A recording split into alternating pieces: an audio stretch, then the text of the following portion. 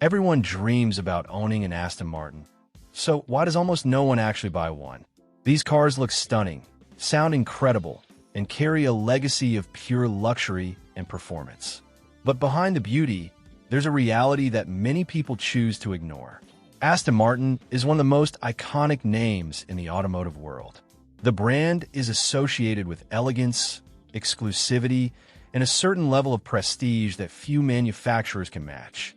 For decades, it has been the definition of British luxury performance, often linked to a lifestyle that feels almost untouchable. And yet, despite all of that, Aston Martin cars are often overlooked by buyers who can afford them. At first glance, this doesn't make much sense. These cars are beautiful, arguably some of the best-looking vehicles ever made. The design language is timeless, with smooth lines, aggressive stances, and proportions that make them stand out without trying too hard. You don't just see an Aston Martin, you notice it. But here's where things start to shift. In today's market, being beautiful is not enough.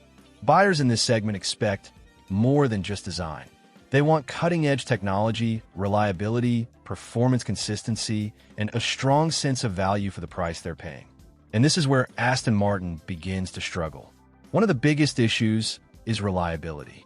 Aston Martin has never had the strongest reputation when it comes to dependability. While newer models have improved, the perception still lingers.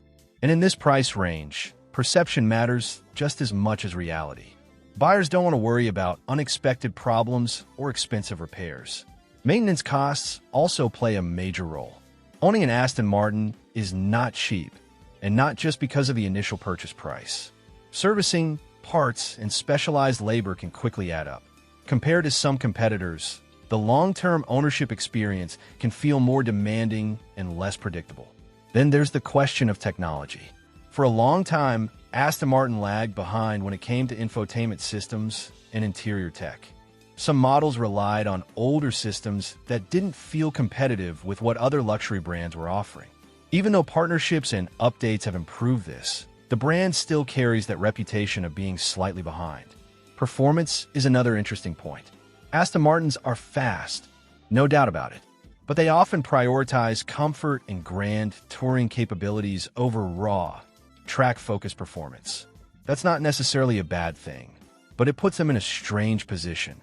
They're not as aggressive as some sports cars, and not as comfortable or tech-focused as some luxury sedans.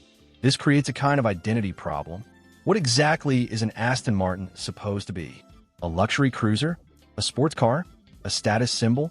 It tries to be all of these things at once, and sometimes it makes it harder for buyers to justify the purchase. Brand perception also plays a huge role. While Aston Martin is respected, it doesn't have the same dominance or visibility as some of its rivals. Brands like Ferrari, Lamborghini, or even Porsche have clearer identities and stronger positions in the market. When people think of performance or luxury, those names often come to mind first. And then there's resale value. Aston Martins are known to depreciate faster than many of their competitors. That alone is enough to scare away a lot of potential buyers. In this segment, people are not just thinking about driving, they're also thinking about investment and long-term value. Another factor is how these cars feel to drive. While they are refined and powerful, they don't always deliver the same level of excitement or engagement as some rivals.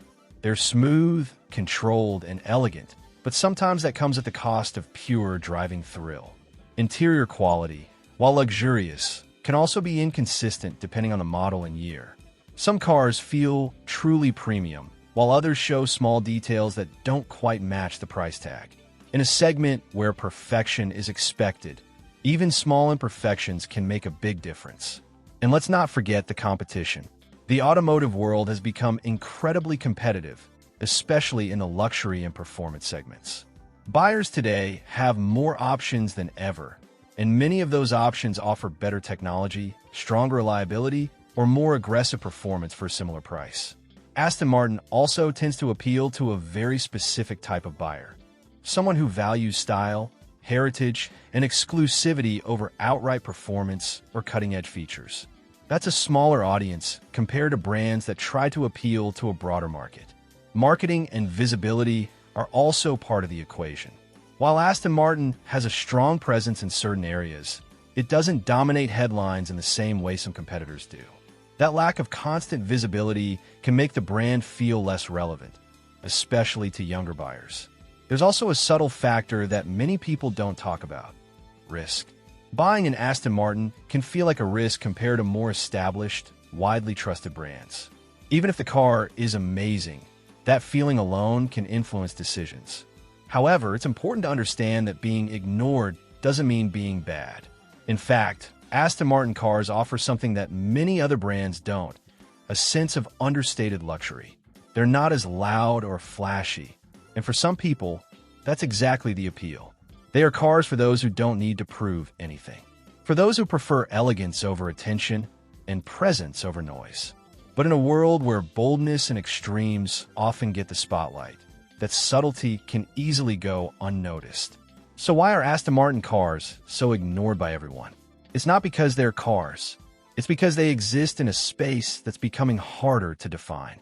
A space where expectations are constantly rising, competition is fierce, and being good is no longer enough. In the end, Aston Martin is a brand that you understand emotionally more than logically. And in today's market, logic often wins. So now I want to hear from you. Do you think Aston Martin is underrated, or are people right to ignore it? Drop your opinion in the comments below. Don't forget to like this video, subscribe to the channel, and turn on notifications so you don't miss the next one. This is Good Cars USA, and I'll see you in the next video.